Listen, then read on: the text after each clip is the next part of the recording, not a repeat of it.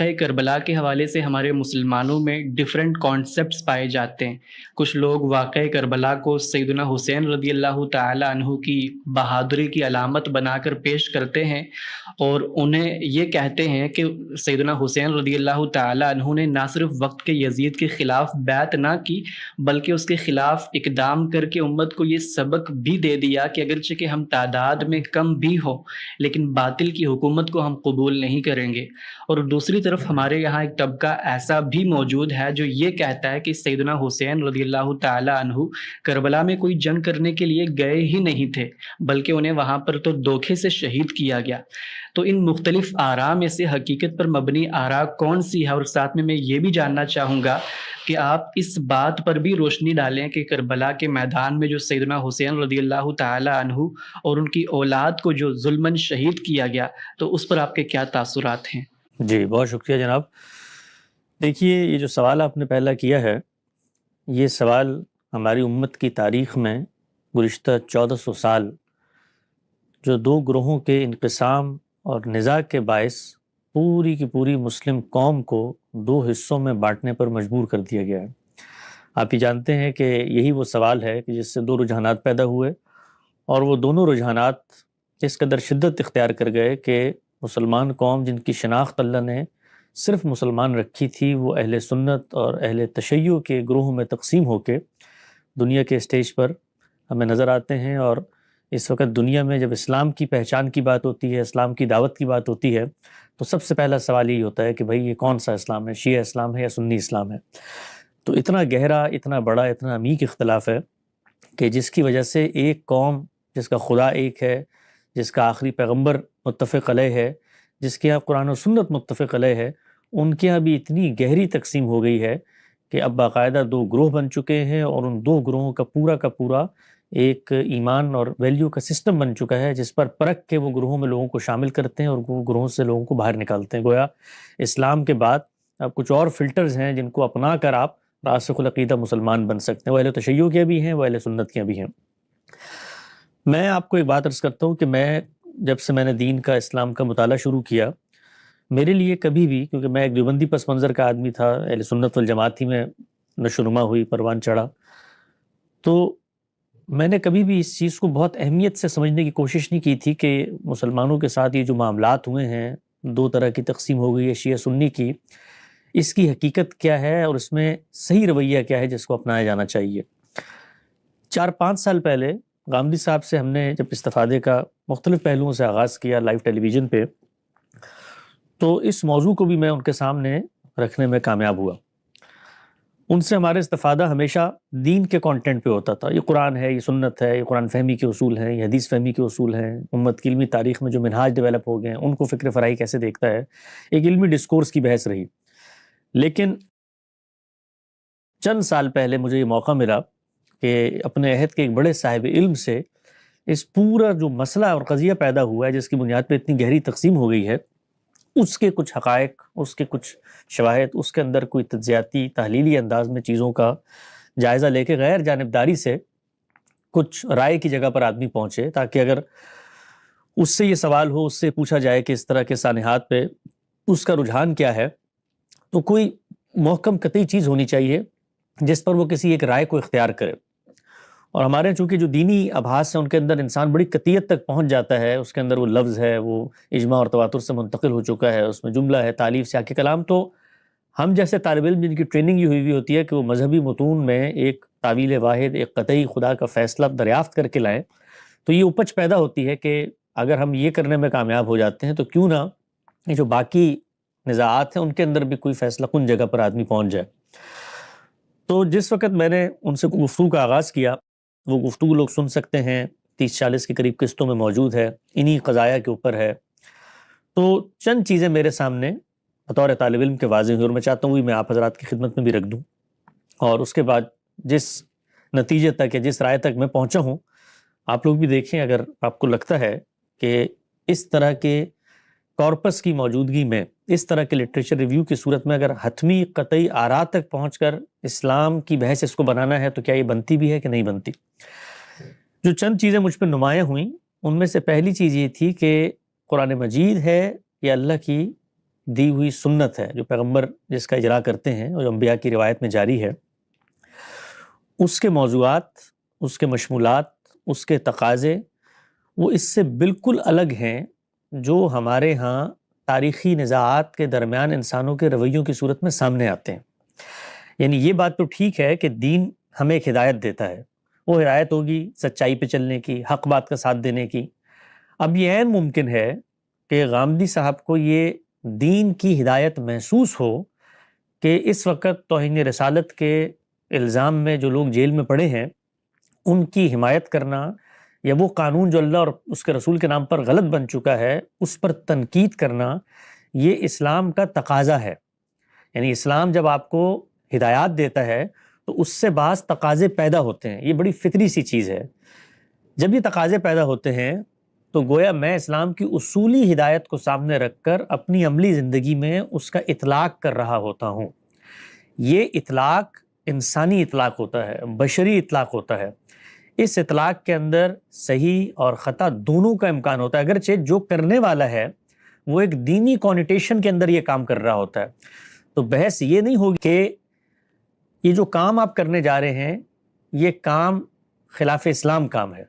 کیونکہ سامنے والا تو شخص یہ کہے گا نا کہ بھائی میں تو اسلام کا تقاضا سمجھتا ہوں اس بات کو کہ یہاں پر یہ کام ہونا چاہیے۔ جو بحث کی جائے گی وہ یہ ہوگی کہ یہ جو چیز آپ اسلام کا تقاضا سمجھتے ہیں یہ سمجھنے کا عمل آپ کے ہاں ہو رہا ہے۔ یہ دین کی کوئی صریح قطعی ہدایات نہیں تھی۔ اس میں کیا فرق ہوتا ہے اس کو بھی میں واضح کرتا ہوں۔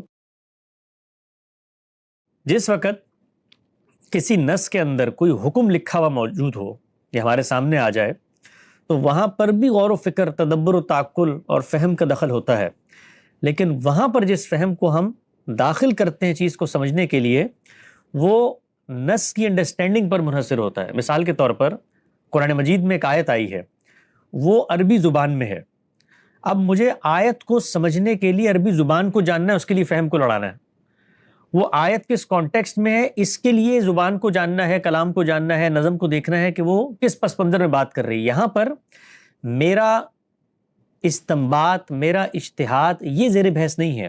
یہاں جو ورڈکٹ آ چکا ہے اس کو سمجھنے کا سفر ہو رہا ہے، جبکہ جس وقت میں اس کو سمجھ لوں گا اور مجھے پتہ چل جائے گا کہ اللہ تعالیٰ نے کہا ہے وَقُولُوا قَوْلًا سَدِيدًا، سیدھی سچی بات کرنی چاہیے، تو یہاں تک نص ہے۔ اس کے بعد کن معاملات میں، کن تقاضوں میں سیدھی سچی بات کرنی چاہیے، یہاں پر میں داخل ہو گیا۔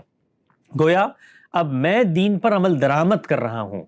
اب میرا دین پر عمل درآمد کرنا وہ میرے ساتھ منسلک ہے، اس کے میرٹ، ڈی میرٹس، اس سب کو میں نے بیان کرنا ہے۔ مجھ سے سوال ہوگا، مجھ پر اعتراض ہوگا، مجھ پہ تنقید ہوگی، تو میں یہ نہیں کہہ سکتا کہ قرآن مجید نے کہا قولوا قولا سدیدا، اس میں کوئی اختلاف نہیں ہے۔ اختلاف میری اس بات پر ہے کہ یہ جو بات آپ کر رہے ہیں یہ قول سدید ہے یا نہیں۔ تو مجھے پھر اس موقع پر اپنی بات کے میرٹ اور ڈی میرٹ کو کوالیفائی کرنا ہے۔ میں اس میں اسلام کی بحث کو اگر لے کر آؤں گا اور کہوں گا میں تو اسلام کا ایک تقاضا پورا کر رہا ہوں اور آپ مجھ سے اختلاف کر رہے ہیں، تو ہر شخص یہی کہے گا جو عقل شعور رکھتا ہے کہ ہم اسلام پر گفتگو نہیں کر رہے، ہم آپ کے اس اقدام پر گفتگو کر رہے ہیں جو اسلام کی روشنی میں آپ نے سمجھا ہے۔ تو یہ جو فرق ہے یہ سب سے پہلے مجھ پر نمایاں ہوا، واضح ہوا کہ جتنے گروہ ہیں تاریخ میں ہوں یا حال میں ہوں، آپ دور کیوں جاتے ہیں، پاکستان کے اندر اس اندوناکی کا ایک اور ثانیہ ہوا جو ہمارے علم میں ہے، ہماری معلومات میں ہے، بلکہ میں نے تو اپنی آنکھوں سے اس کو دیکھا ہے، براہ راست آنکھوں سے بھی دیکھا ہے، اور دنیا نے بھی ایک طرح سے دیکھ لیا، لائیو کیمرے لگے تھے، لال مسجد کا ثانیہ۔ تو اب لال مسجد کے اندر بے شمار لوگ ایک کاز کے لیے اپنی جان دے دیتے ہیں، اور وہ یہ کہتے ہیں کہ ہم دین کی سربلندی کے لیے یہ اقدام کر رہے ہیں۔ تو جب وہ یہ کہتے تھے تو کیا پوری کی پوری دنیا نے ان کے اس دعوے کو صرف اس لیے مان لیا کہ ان کی گفتگو میں دین آ گیا تھا یا ان کا حوالہ دین بن گیا تھا یا اپنی وہ سورس آف انسپریشن یا موٹیویشن دین کو بتا رہے تھے؟ ایسا نہیں ہوا، بلکہ ہر شخص نے کہا کہ جو کچھ آپ دین کی باتیں کر رہے ہیں ہم آپ کے عمل کو دین کی اصولی ہدایت پر پرکھ کر یہ کہنے کی پوزیشن میں ہے کہ ہمیں اس سے اختلاف ہے۔ خود علماء کو، یعنی وہ علماء کہ جن کی کوکھ سے لال مسجد کی قیادت پیدا ہوئی تھی، انہوں نے اپنے اختلاف کا اظہار کر دیا اور کہا کہ دین کا صرف ریفرنس بن جانا کوئی چیز یہ اپنی ذات میں دین کی نص کے اندر موجود لازماً مطلوب رویہ یا دو گروہوں کے تنازعات میں ایک گروہ کے رویے کی تائید نہیں ہوتا۔ اور مثال کے طور پر اگر ایک ہی تنازع میں دو گروہ ہوں اور دونوں اپنی سورس آف انسپریشن اور پوائنٹ آف ریفرنس دین کو بنا رہے ہوں تو پھر کیا خیال ہے؟ تو پھر دین کیا کرے گا؟ تو پھر ہم کیسے رائے اپنائیں گے کہ جو شخص اٹھ کے کہے کہ جی یہ میری فلاں آرزو، فلاں تمنا، فلاں کد و کاوش یہ دین کی پس منظر میں ہے، تو ہر جگہ پر یہ تقسیم کرنی پڑے گی، قرآن اور سنت کے اصول اور یہ ماخذ کی ہدایت اور اس پر عمل درآمد کا اسوہ حسنہ بھی دیکھیے کہ یہ کام اتنا ناگزیر ہے کہ پیغمبر صلی اللہ علیہ وسلم جو دین کے شارع ہیں، سب سے بڑے عالم ہیں، آخری پیغمبر ہیں، جن کا کہا حرف آخر ہے، جن کا بولا قول فیصل ہے، وہ شخصیت بھی اپنے بارے میں یہ کہتی ہے، اپنے بارے میں کہ دیکھو میں جو صورتحال میرے سامنے آئے گی اس کے مطابق عدل کرنے کا معاملہ کروں گا۔ یہ عین ممکن ہے، یہ میں روایت کا مفہوم آپ کو بتا رہا ہوں، رسول پاک صلی اللہ علیہ وسلم نے فرمایا یہ عین ممکن ہے کہ کوئی چرب زبان آ جائے میرے سامنے اور اس کی گفتگو تو جادوئی ہو اور وہ مجھے ایسے قائل کر لے کہ میں اس کے حق میں فیصلہ کر دوں اگرچہ وہ حق پر نہ ہو، تو پھر وہ شخص تیار رہے کہ روز قیامت جہنم کی آگ اس کی منتظر ہے۔ یہ پیغمبر نے کیا کیا؟ پیغمبر نے یہاں پر یہ بتایا کہ صدق، انصاف، قسط یہ سب قائم کرنا دین کی ذمہ داری ہیں، لیکن اس کے لیے مامور کون ہے؟ ایک قاضی، ایک فرد، ایک بشر، ایک پیغمبر۔ تو جب ہم کوئی کام کریں گے تو اپنی بساط کی حد تک کریں گے، اس میں غلطی کا امکان ہوتا ہے۔ خود پیغمبر اپنے لیے، آپ تصور کریں، اس غلطی پر لوگوں کو متنبہ کر رہا ہے کہ یہ مت سمجھو کہ دین کی اصولی ہدایت پر عمل درآمد کرتے ہوئے، تمہارے فیصلے کرتے ہوئے مجھ میں غلطی کا امکان نہیں ہے، یہ غلطی ہو سکتی ہے۔ کیوں؟ کیونکہ فیصلہ ایک انسان کر رہا ہے۔ تو یہ بنیادی فرق جس کو میں نے ذرا تھوڑا دراز نفسی سے اور تفصیل سے بیان کیا، یہ بنیادی فرق میری سمجھ میں آیا کہ یہ ٹھیک ہے، گروہ کہہ سکتے ہیں اٹھ کے کہ وہ دین کی سربلندی کے لیے کوئی کام کر رہے ہیں، اس میں کوئی حرج کی بات نہیں ہے، ہر مسلمان کے ہاں جو موٹیویشن کا باعث بنتی ہے وہ دینی بنتی ہے، لیکن ان کا یہ کہنا اسلام کا لازم ناگزیر تقاضا نہیں بن جاتا۔ اگر یہ بن جاتا ہے تو پھر روئے زمین پر خوارج سے لے کر IS تک اور اس کے بعد جتنے ہمارے یہاں پر گمراہ فرقے پیدا ہوئے ان سے لے کر آج تک کے قادیانیوں تک، سب کو اٹھا لیں، سب اپنے پوائنٹ آف ریفرنس میں دین کو پیش کر رہے ہیں، تو پھر ہم میں سے کوئی شخص کہنے کی پوزیشن میں نہیں ہوگا کہ جہاں پر دین کی بات آ گئی وہ صحابی کی ہو، وہ پیغمبر کی ہو، اس کی نسبت سے ہو، بس ہم نے اس پر گفتگو نہیں کرنی، نہیں، ہمیں گفتگو کرنی پڑے گی اور کر کے یہ بتانا پڑے گا کہ کیا آپ نے اصولی ہدایت صحیح سمجھی ہے، تو وہاں پر زبان، بیان، جو لازم علوم ہے ان کی بحث آئے گی، اور اس کا اطلاق کیا ہے تو پھر اطلاق کی بحث آئے گی، اس میں اس کی بشر کی کیا صورتحال تھی، اس نے جس طرح عمل درآمد کیا، اس کے نتائج کیا نکلے، ایک ایک چیز کا پوسٹ مارٹم ہوگا۔ یہ اگر آپ نہیں کریں گے تو پھر اس کا مطلب یہ ہے کہ اسلام کا جو ماخذ ہے وہ پھر تین چیزیں بن جاتی ہیں، ایک قرآن، ایک سنت اور ایک اسلام پر ایمان لانے والوں کا عمل۔ پھر اسلام کو اگر اخذ کیا جائے گا تو ان تین چیزوں سے کیا جائے گا، اس لیے کہ جو آدمی اسلام کا نام لے گا، اسلام پر عمل درآمد کرے گا، اس کے بارے میں ہمیں یہ کہنا پڑے گا کہ یہ بھی اسلام کو ریپرزینٹ کر رہا ہے۔ اگر نہیں کہنے کی پوزیشن میں تو ہم ایک ہی بات کہیں گے، اسلام کی اصولی ہدایت موجود تھی، اس پر عمل درآمد کی اس نے کوشش کی ہے، دنیا میں کسی کو اس سے اختلاف ہو سکتا ہے۔ تو میں نے یہ بات سمجھی کہ یہ جو تنازعات ہوئے ہیں دو گروہوں کے درمیان، بیسیکلی تو تنازع سیدنا علی اور سیدنا امیر معاویہ کا تھا، وہ تو اس کا ایک آف شوٹ، اس کا ایک نتیجہ ہے جو آگے پھر ان کی اولادوں کی اس طرح کی، جس کو آپ کہتے ہیں باہمی مخاصمت یا خونریزی میں یا بہت ہی اندوناک سانے میں سامنے آ گئی۔ تو یہ جو دو شخصیات ہیں، ان دو شخصیات کا جو موٹیویشن ہے، تقاضا ہے، وہ دین ہی کی ہدایت کو سامنے رکھ کے پیدا ہوا ہے، لیکن پیدا انسانی سطح پہ ہوا ہے۔ جب انسانی سطح پہ ہوا ہے تو پھر دونوں کے اقدامات کو، جو دنیا کے سیاست کے کسی چیز پر عمل درآمد کرنے کے حکمت، مصلحت، مقصد، یہ ساری بحثیں پھر دونوں کے ساتھ ہوں گی۔ ان میں سے کوئی معصوم عن الخطا اقدام کی توجیہ میں نہیں ہے، اس میں پھر گفتگو ہوگی۔ تو پھر گفتگو کا اگر دروازہ کھل جاتا ہے تو اس کا ایک اور مطلب ہے، اس کا مطلب یہ ہے کہ اب بحث محض کسی شخص کے علم، تعلق، نسب، رشتہ، فضیلت، اس کی الوف، برتری، علم، اس کی بنیاد پر نہیں ہوگا، اقدامات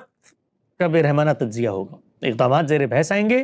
اقدامات کو دیکھا جائے گا کہ جس اصولی ہدایت کی روشنی میں یہ کر رہے ہیں اس میں کوالیفائی اور جسٹیفائی ہوتے ہیں کہ نہیں ہوتے۔ تو یہ صورتحال جب پیدا ہو جائے گی تو پھر اقدامات زیر بحث آئیں گے، اور جس وقت اقدامات زیر بحث آئیں گے تو وہاں پر عقیدتوں کی بحث نہیں ہو سکتی. وہاں پر صحابی رسول ہے ایک طرف، شاید ہو سکتا ہے پہلے دن ایمان لایا ہو، دوسری طرف صحابی رسول ہے، ہو سکتا ہے کہ رسالت مآب صلی اللہ علیہ وسلم کے رخصت ہونے سے ایک دن پہلے ایمان لایا ہو. دونوں کے ایمان، دونوں کے عقیدے، دونوں کے پس منظر کی کوئی بحث نہیں ہوگی، سب بحث اقدام پر ہوگی. تو اب معاملہ یہ ہوا کہ یہ بحث اسلام کی بحث سے نکل کے مسلمانوں کی بحث بن گئی، اور جس وقت مسلمانوں کی بحث بنی تو مسلمانوں کے کسی عمل کا ذمہ دار اسلام نہیں ہے، یہ تو ہم نے طے کر لیا. اب اسلام ذمہ دار نہیں ہے تو آپ کو بھی پورا حق ہے کہ آپ صورتحال کا تجزیہ کر کے ایک فریق کے بارے میں یہ گفتگو کر لیں، فیصلہ دے دیں کہ میرے لحاظ سے دین کی جو اصل ہدایت تھی اس پر صحیح عمل درآمد ایک فریق نے کیا، اور دوسرا شخص اٹھے اور کہے کہ میرے لحاظ سے دین کی جو صحیح مطالبہ تھا اس پر عمل درآمد دوسرے فریق نے کیا ہے. یہ بات اگر یہاں تک پہنچ جائے تو میں آپ سے یہ بات عرض کرتا ہوں کہ اس پورے کے پورے تنازع کے اندر جو شدت، جو افتراق، جو تنا تنی، جو ایک دوسرے کے ساتھ بدزنی، جو الزامات، جو تشدد اور یہ پورا کا پورا افتراق 1400 سال میں سامنے آیا ہے، اس کا سرے سے کوئی امکان پیدا ہی نہیں ہو سکتا. اس طرح کے جو اختلافات ہیں وہ پیغمبر اپنے بارے میں یہ کہتا ہے کہ تدبیر کے باب میں یہ بتاتا ہوں کہ تم مجھ سے اختلاف کر سکتے ہو. یہ تدبیر کا دائرہ ہے، یہ عمل درآمد کا دائرہ ہے. اس میں اگر یہاں خیمے لگا دوں خدا کے حکم پہ بدر کرنے جا رہا ہوں تو صحابی کو مجھ سے پوچھنے کا حق ہے کہ اپنی آرا سے لگا رہے ہیں کہ اللہ کے حکم سے لگا رہے ہیں. اور ساتھ میں فرمایا اپنی رائے سے لگا رہا ہوں. انہوں نے کہا اٹھائیں یہاں سے خیمے، سب مارے جائیں گے، یہ جگہ ٹھیک نہیں ہے، آگے لے کے جائیں. تو یہ امکان پھر ہر جگہ زیر بحث آئے گا. اگر یہ امکان زیر بحث آتا ہے تو پھر میں نے غامدی صاحب سے جب گفتگو کی تو اس میں سمجھنے کی کوشش کی کہ دونوں فریقین کے موقف کو دونوں کی طرف سے مت سمجھیں، دونوں کی جگہ پر جا کر سمجھیں. جب آپ دونوں کی جگہ پر جا کر سمجھیں گے تو آپ پر ایک اور چیز منکشف ہوگی کہ ایسا نہیں ہے کہ یہاں پر نیکسس آف ایول کا مقابلہ ہو رہا ہے کسی نیکسس آف ویلیوز کے ساتھ. ایسا نہیں ہے. دونوں فریق اپنا کچھ نہ کچھ آرگومنٹ رکھتے ہیں. اس آرگومنٹ میں کسی ایک کے یہاں زیادہ لوپ ہولز ہوں گے، کسی کے یہاں کم ہوں گے، کسی ایک کے یہاں اسٹریٹجی کی غلطی ہوگی، کسی ایک کے یہاں نہیں ہوگی، کسی ایک نے ابتدا میں غلطی نہیں کی ہوگی بعد میں کر دی ہوگی، کسی نے ابتدا ٹھیک کی ہوگی بعد میں غلطی کر دی ہوگی. لیکن ایسا نہیں ہے کہ جس طریقے کی ایک تصویر پورٹرے کر دی جاتی ہے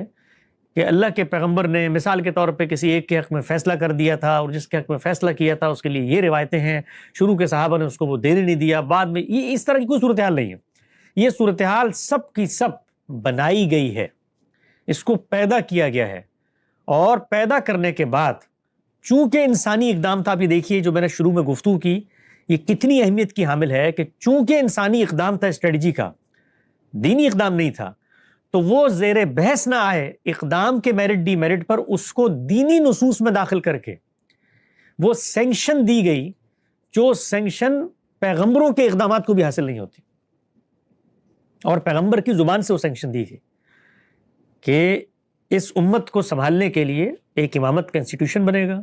اس کے اندر ایک معصوم عن الخطا امام آئے گا، اس کے بارے میں نے یہ فیصلہ کر دیا. فیصلہ کیسے کر دیا؟ غدیر خم میں کر دیا، حدیث کسا میں کر دیا، فلاں کر دیا، فلاں کر دیا. یہ فیصلہ کرنے کے بعد ایک شخص ہے جس نے دنیا کا نظم و نقش چلانا تھا، اب وہ تو ایک دینی کونیٹیشن میں خدائی تائید سے امام کھڑا ہوا تھا، یہاں پر مسلمان اسلام کی باتیں لے کر آ کے اس سے لڑنے لگ گئے. تو بحث کو پھر یہاں پہنچا دیا گیا. ہمیں اگر اس بحث میں کسی صحیح جگہ پر پہنچنا ہے تو اس کو نیوٹرلائز کرنا پڑے گا، اس کو دینی نصوص سے الگ کرنا پڑے گا. تو پھر ہم نے غامدی صاحب سے سمجھا کہ آئیے پہلے ان دینی نصوص کو حل کر لیتے ہیں جہاں سے بحث نیوٹرل جگہ پر آ جائے. تو ایک ایک روایت پر، ایک ایک اثر پر، ایک ایک آیت پر جو اس ضمن میں پیش کی جاتی ہے اس کا ہم نے تجزیاتی مطالعہ کیا. آپ چاہیں، طالب علم چاہیں تو اس کو دیکھ سکتے ہیں. ہمارے چینل پہ وہ چیزیں موجود ہیں. غدیر خم کے بارے میں بھی ہیں، حدیث کسا کے بارے میں بھی ہیں، اور ترکت فیکم امرین کے بارے میں بھی ہیں، اہل بیت کے بارے میں، جو بھی تصور جو ایک قصر دینی استدلال کا بنایا جاتا ہے، 6-7 چیزیں ہیں، اس پر طالبانہ غور و فکر کریں. میں نے بھی کیا. جب میں نے بھی کیا اپنے استاد کی رہنمائی میں تو مجھ پر یہ بات 2 اور 2 4 کی طرح واضح ہو گئی کہ اس بحث کو مسلمانوں کی بحث سے اٹھا کر جو اسلام کی بحث بنانے کی کوشش کی گئی ہے اور جن دینی نصوص کو سامنے لا کر رکھا گیا ہے، آپ یقین جانیں، یعنی اگر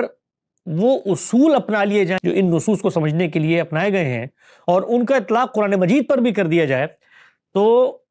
ان لوگوں کی معصومیت تو ایک طرف، میں حیران ہوں گے کہ پھر اس سے دنیا اور ما فیہا کے جو ضلالتیں اور گمراہی ہیں وہ لوگ برآمد کرنا شروع کر دیں گے، کیونکہ نہ زبان ہے، نہ بیان ہے، نہ الفاظ ہیں، نہ سیاق ہے، کچھ بھی نہیں ہے۔ ایک جملہ آپ یہاں سے اٹھائیں کہ فلاں کو چادر میں اندر بلا لیا تھا تو اب اس کے بعد فیصلہ ہو گیا، تو اس طرح کے فیصلے تو پھر جتنے گمراہ فرقے انہوں نے قرآن مجید سے کیسے نکال لیا، وحدت الوجود بھی نکال لیا، شرک بھی نکال لیا، سب کچھ نکال لیا۔ تو اگر یہ کام کریں گے تو پورا کا پورا دین ریت کی طرح ہاتھ سے سرک جائے گا۔ تو یہ مجھ پر واضح ہوا کہ دینی نصوص کی بحث بالکل نہیں ہو سکتی اس باب میں کہ کسی شخص کے اقدام کو مذہبی سینکشن حاصل تھی، حدیث عمار، یہ ادھر ادھر کی جتنی باتیں ہیں۔ اب کیا ہوا؟ اب جب یہ سینکشن ہٹ گئی تو معاملہ میرٹ پر آ گیا۔ جب میرٹ پر آ گیا تو سب سے پہلے اس معاملے کو آپ ایک نام دیں، نام کہ یہ معاملے کی نوعیت کیا ہے۔ تفسیر کا معاملہ ہے،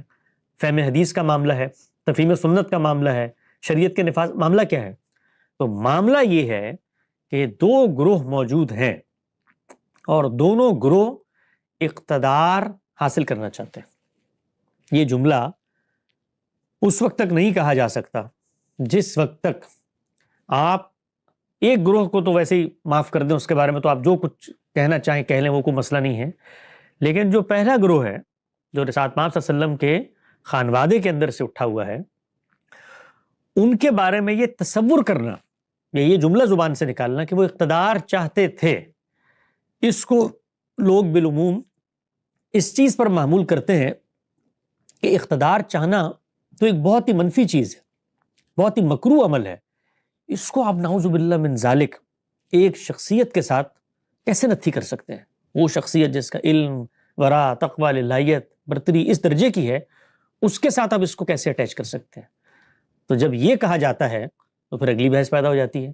کہ یہ چیز کہ جی کسی جگہ پہ نظم، نسق، اقتدار میرے ہاتھ میں ہو، میں اس کو صحیح چلانے کا اہل ہوں، تو اس بارے میں یہ خواہش رکھنا، یہ اپنے آپ کو اس قابل سمجھنا، یہ اتنا حوصلہ مند ہونا، یہ دین اسلام کی کون سی اخلاقی تعلیمات ہیں جن کی روح سے کوئی مکروہ عمل ہے؟ یہ تو بڑا محمود عمل ہے، بڑا مستحسن عمل ہے۔ اسی طرح کے تو لوگ ہوتے ہیں جن کے ہاتھ میں قیادت جاتی ہے، قوم کو مجتمع کرتے ہیں، تو اگر مثال کے طور پر اس طرح کی کوئی خواہش، کوئی تمنا، کوئی آرزو کہ بھائی مسلمانوں کا نظم و نسق میں زیادہ بہتر چلانے کی پوزیشن میں ہوں، یہ خواہش نہیں ہے، تو پھر سوال یہ پیدا ہوتا ہے کہ پہلی خلافت کا انعقاد ہوا، اس پر ایک صحابی کو اگر کسی نوعیت کا اختلاف ہے تو وہ کس پہلو سے ہے؟ یعنی وہ اس پہلو سے کہ اللہ تعالیٰ نے پیغمبر کے بعد میرا تقرر کر دیا تھا، کیا کبھی انہوں نے یہ بات پیش کی؟ کیا کبھی انہوں نے یہ دعویٰ لے کر سوسائٹی میں کھڑے ہوئے کہ سب پیچھے ہٹ جاؤ، میں تو مجبور محض ہوں، اقتدار نہیں سنبھالنا چاہتا، مجھے تو نفرت ہے اقتدار کی راہداریوں سے، یہ فیصلے کرنا، یہ پریشر لینا، یہ جنگ، میری طبیعت آمادہ نہیں، میں تو مجبور محض ہوں، اس لیے کہ اللہ کے پیغمبر اور اللہ تعالیٰ کی کتاب نے میرے اوپر یہ ذمہ داری ڈال دی ہے، مجھے نہیں پتا تھا کہ یہ کرنے کی میرے اندر سے میرا استفاع ہو گیا، جیسے پیغمبروں کا انتخاب ہو جاتا ہے، تو یہ کہنے کی پوزیشن میں نہیں تھے۔ تو ہر موقع پر جہاں پر سیاسی کشمکش ہوئی، اقتدار کی بحث ہوئی، وہاں پر دونوں فریق آگے بڑھ کر اس کوشش میں سرگرداں رہے۔ یہ کہنے میں کوئی شرمندگی نہیں ہے، کوئی بری بات نہیں ہے۔ ہاں، بری بات تب بن جاتی ہے کہ جب آپ کسی خدائی فیصلے کے بارے میں یہ کہیں کہ یہ جو فریق نیچے موجود ہے یہ اصل میں اس تک پہنچنے کے لیے کوششیں کر رہا تھا، یعنی کوئی پیغمبر تھا، وہ نبی بننا چاہتا تھا اور پھر نبوت ملی، تو یہ ایک مکروہ بات ہے۔ کسی شخص کا خدا نے انتخاب کر لیا تھا اور وہ بھی چاہتا تھا کہ بادشاہ بن جائے، تو پھر یہ بات ہوتی ہے، لیکن یہاں وہ صورتحال نہیں ہے۔ یہاں پر جو صورتحال ہے کہ نہ خدا کی طرف سے انتخاب ہوا اور نہ فریق جو تنازع میں موجود ہے وہ یہ کہہ رہا ہے کہ مجھے تو اقتدار سے کوئی لینا دینا نہیں،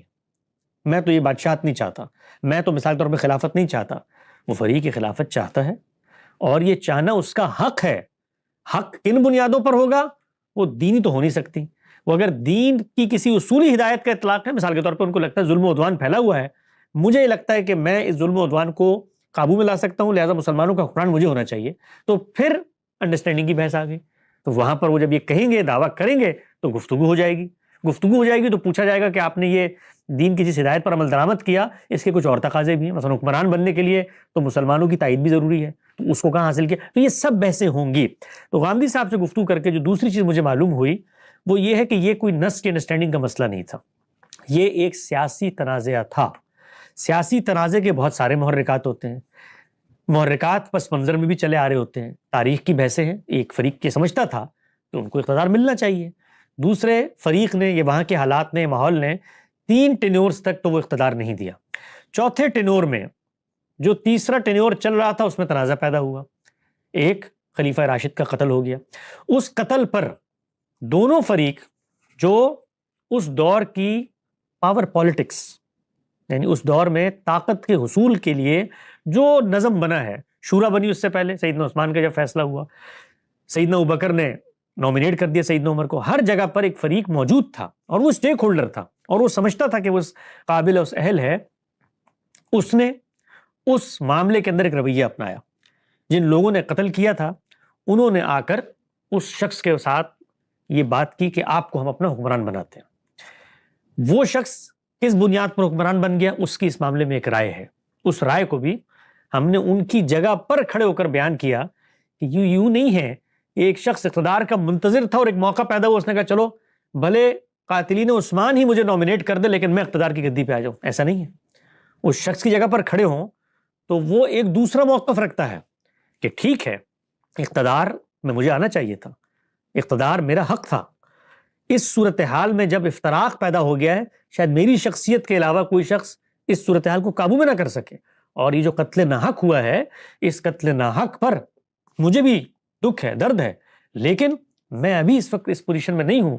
کہ ان باغیوں سے جن کی تعین بھی نہیں ہوئی, جن کی قوت اور تعداد بھی اتنی زیادہ ہے, ان کے ساتھ لڑ کر ان کے ساتھ قصاص کا معاملہ کروں. تو میں اس کو ایک مہلت میں لے جاتا ہوں کہ جب وقت آئے گا تو اس وقت ہم شریعت کے حکم پر عمل درآمد کریں گے. تو اب آپ دیکھیں کہ جو اقدامات وہ کریں گے اس کو علم اور عقل کی روشنی میں کہیں پر آپ فائدہ دیں گے, مارجن دیں گے, اور کہیں پر آپ تنقید کریں گے. مثال کے طور پر مولانا سید ابو الاعلی صاحب مودودی علیہ رحمہ جو اس پورے قضیے میں اپنی رائے سیدنا علی کے حق میں رکھتے ہیں اور سمجھتے ہیں, وہ تک اپنی کتاب خلافت و ملوکیت میں یہ لکھتے ہیں کہ ہر چیز کی توجیہ ہو سکتی ہے, لیکن مثال کے طور پہ سیدنا علی کے اس اقدام کی میں کوئی توجیہ کرنے کی پوزیشن میں نہیں ہوں بقول مولانا مودودی کے کہ سیدنا عثمان کے قتل میں ملوث مالک اشتر وغیرہ جو تھے, ٹھیک ہے ان کے ساتھ آپ ایک رویہ اپنا رہے ہیں لیکن ان کو باقاعدہ گورنری کا منصب دے کر آپ نے ایک جگہ پر معمور کر دیا جو متعین قاتلین میں سے تھا. تو اینی ہاؤ اس طرح کے جب اقدامات ہوں گے تو پھر اس میں میرٹ ڈی میرٹس دیکھے جائیں گے, بعض چیزیں درست ہوں گی, بعض چیزیں غلط ہوں گی, اور وہ ہونی چاہیے اس لیے کہ انسان کھڑا ہوا اس پر عمل درآمد کر رہا ہے. یہی معاملہ دوسرے فریق کی طرف ہے. دوسرا فریق اپنا ایک نقطہ نظر رکھتا ہے,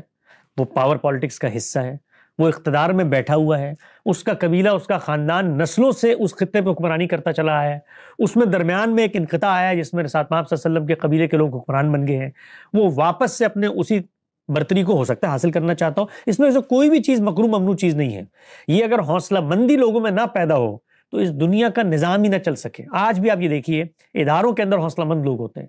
افراد خاندان میں ہوتے ہیں تو وہ آگے بڑھ کر چیزوں کی ذمہ داری لے لیتے ہیں. یہ معاملہ قوم میں ہوتا ہے تو وہاں پر بھی یہی معاملہ ہوا. جب وہاں پر بھی یہی معاملہ ہوا تو وہاں پر بھی کوئی معصوم عن الخطا افراد نہیں کھڑے ہوئے.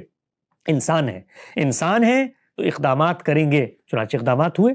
ان اقدامات میں انسانوں کو حق ہے وہ تنقید کریں, ان کے بارے میں کہیں کہ یہ اقدامات میرٹ کے خلاف تھے, لیکن معاملہ جنگوں تک آ گیا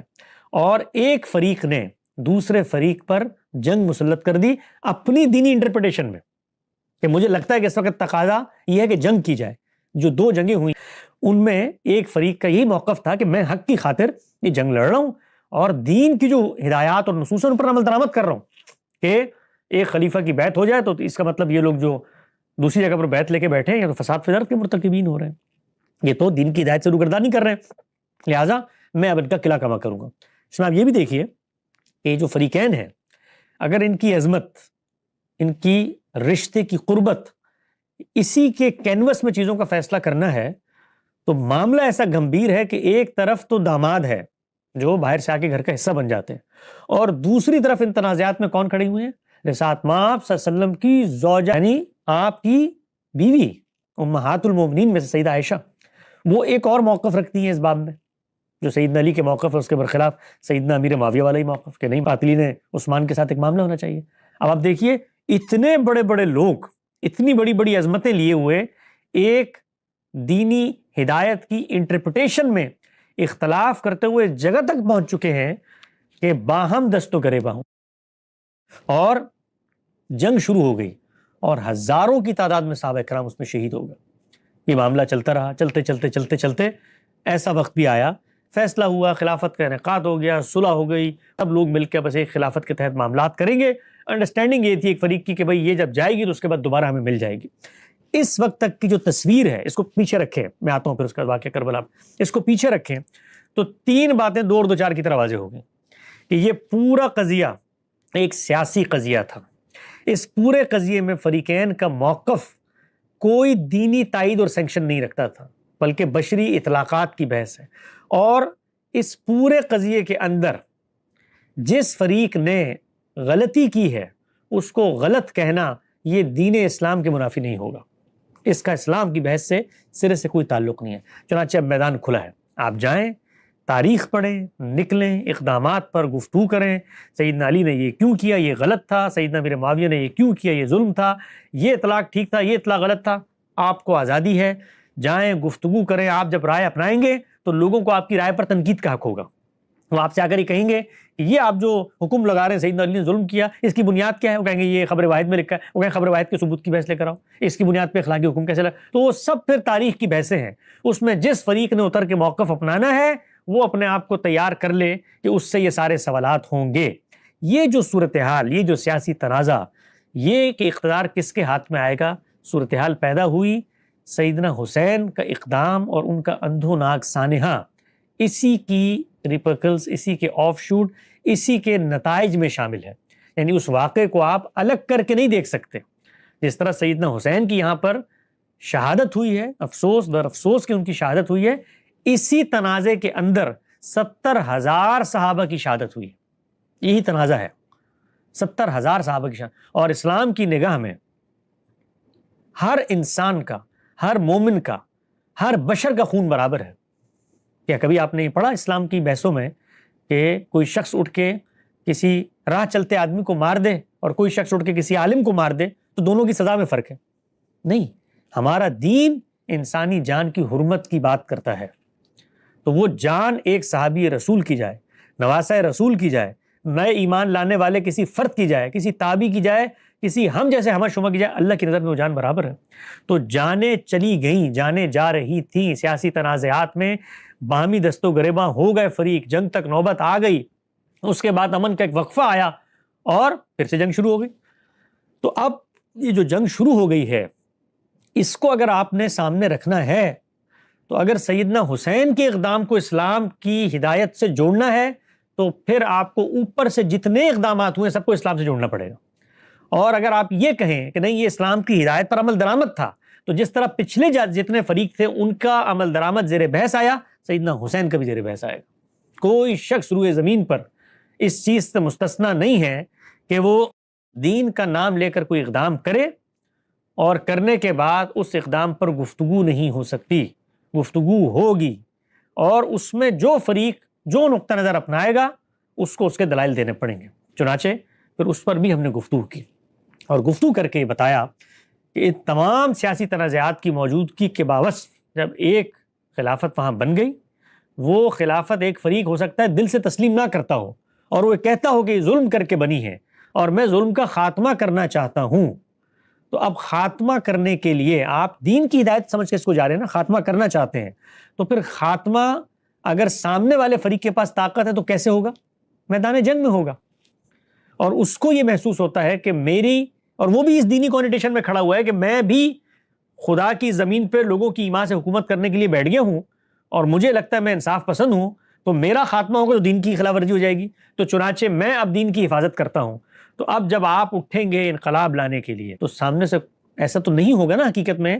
کہ پھولوں کے گلدستے پیش کیے جائیں۔ اگر گلدستے پیش کی جانے تھے تو یہ تو 20-30 سال پہلے ہو جاتے ہیں، 70,000 صحابہ کی شہادت ہوئی، نہیں پیش کیے گئے۔ تو وہاں پر پھر ایک اندھوناک سانحہ سامنے آیا۔ اس پس منظر میں اس سانحے کا جب ہم جائزہ لیتے ہیں تو وہاں پر بھی ہم فریقین کے اقدامات پر گفتگو کرتے ہیں اور یہ کہتے ہیں کہ جن بدبختوں نے سیدنا حسین کو شہید کیا، ان کا خون بہایا، ان کو یہ اقدام نہیں کرنا چاہیے تھا۔ وہ اس کے لیے کوئی دینی اخلاقی جواز نہیں رکھتے تھے۔ ایک فریق اگر آپ کی حکومت کو نہیں مانتا تو اس کا سیاسی اختلاف ہے، وہ اپنے اس سیاسی اختلاف کے حق میں لوگوں کی تائید حاصل کرنے کے لیے اپنے بیوی بچوں کے ساتھ بغیر کسی حربی لشکر کے ایک علاقے سے دوسرے علاقے میں جا کر صورتحال کا جائزہ لینا چاہتا ہے،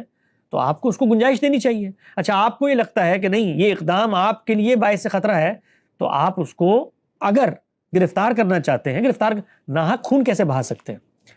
تو پھر ہم اس اقدام پر افسوس کا اظہار کرتے ہیں، رنج کا اظہار کرتے ہیں، اور یہ کہتے ہیں کہ یہ اقدام نہیں ہونا چاہیے تھا۔ پھر کیا ہوا؟ پھر فرد کے اقدامات کا میرٹ ڈی میرٹ زیر بحث آیا۔ بالکل اسی طرح سے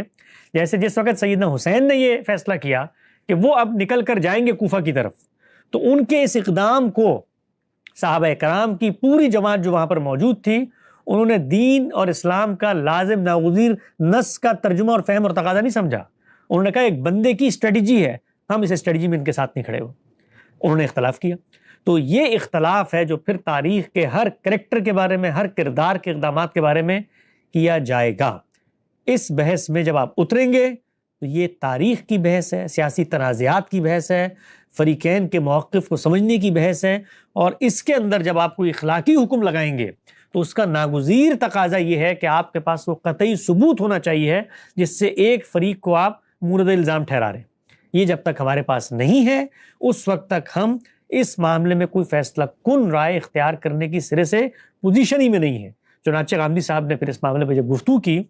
اور جو رائے پیش کی، وہ رائے یہ ہے کہ سیاسی تنازعات کو سیاسی تنازعات کی روشنی میں دیکھنا چاہیے، اس کو دین کی، کفر کی اور اس طرح کی چیزوں کی بحثیں نہ بنائیں۔ یہ دین کی براہ راست بحثیں نہیں ہیں، دین کی ہدایات پر عمل درآمد کی بحثیں ہیں۔ اس عمل درآمد میں انسانی قول و فعل زیر بحث آتا ہے، بشری تقاضے ہیں، اجتہادی خطائیں ہوتی ہیں، ایک فریق سے آپ کی نظر میں ہو گئی، دوسرے کے نظر میں دوسرے فریق سے ہو گئی۔ ان چیزوں سے اوپر اٹھیں۔ تاریخ کا ایک مسئلہ ہے، کوئی رائے بنانی ہے، رائے بنا کر آگے بڑھیں، لیکن